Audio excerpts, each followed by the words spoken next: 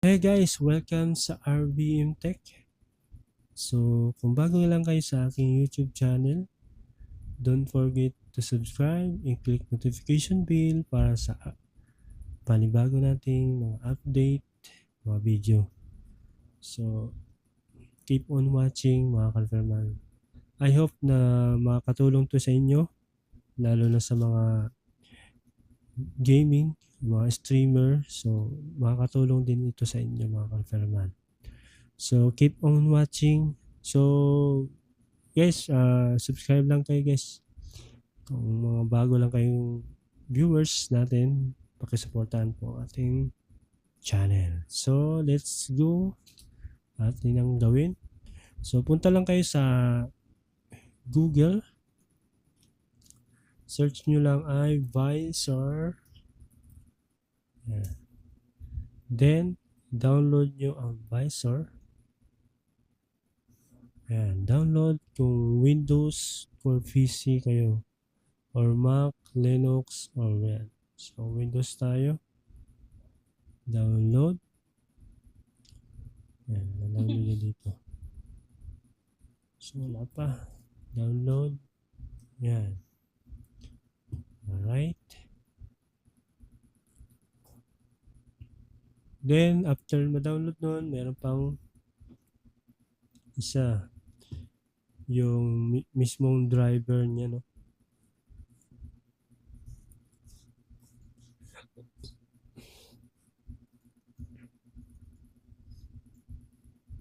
Patay sa Blazor.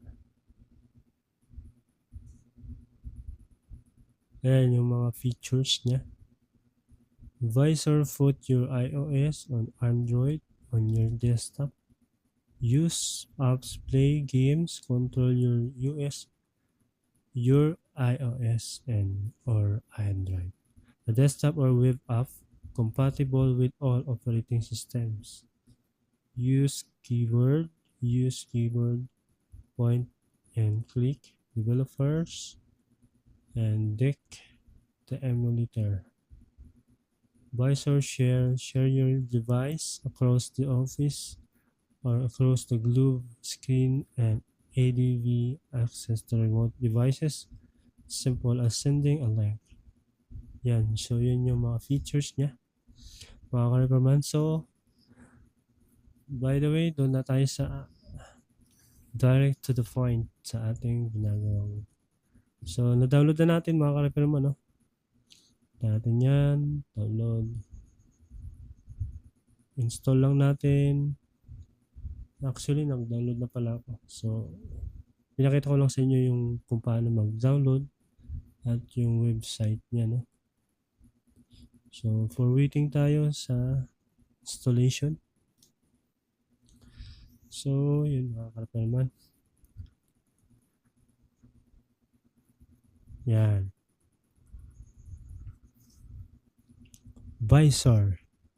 So, after ma-install mga ka-Reperman, mag-show yan. So, may notice dito, no Android device are connected. So, wala pa naman tayo nilalagay na cellphone or device. Android not found. Make sure Android USB driver. Yan. Make sure na debugging is enabled. Windows users need to install ADV drivers.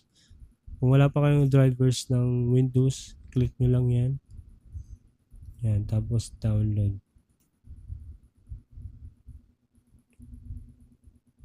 Save. So, dahil meron na tayo niyan, yan, na-install na natin. Ito yun. Click natin. Oh, wait. So, click.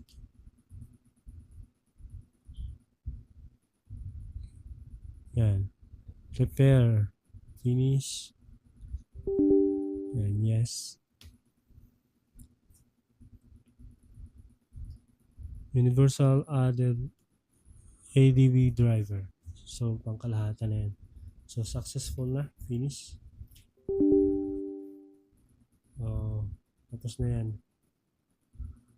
So, yun. Dumako na tayo sa application dito sa visor. Open na yung visor. Ay, missing. Wait lang. Saan na yun? Ulitin natin yung installation. Nawala.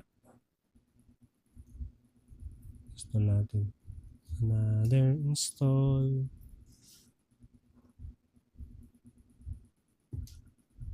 Ayan.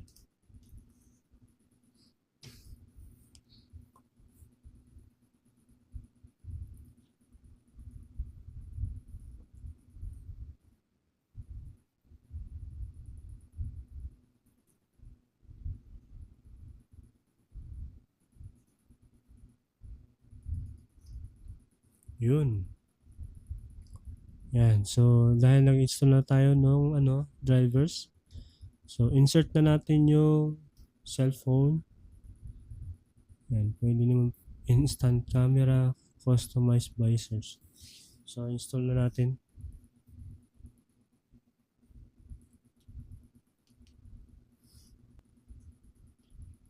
Insert na natin yung ating cellphone.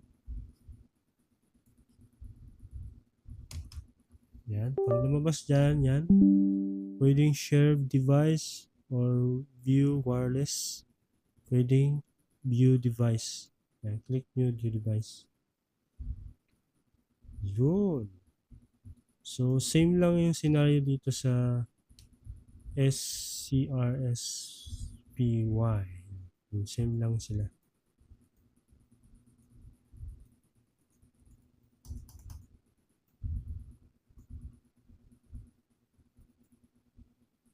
Dito natin parang iba.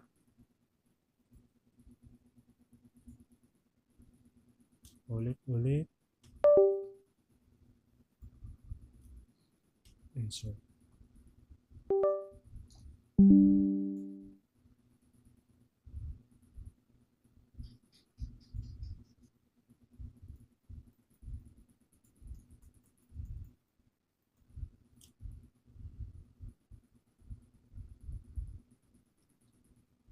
Yan. So, yun mga ka-referman. Ganun lang kadali. So, makakontrol nyo yan. Pwede kayo mag-games. Yan.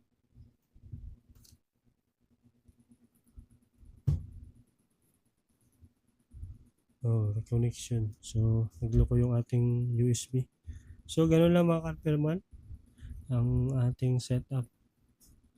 Napakadali lang nito mga ka-referman. Yan. So, visor. So, I hope na makakatulong to sa inyo. So, yun, mga ka-referman. Salamat sa inyong suporta. Yan. So, bye-bye.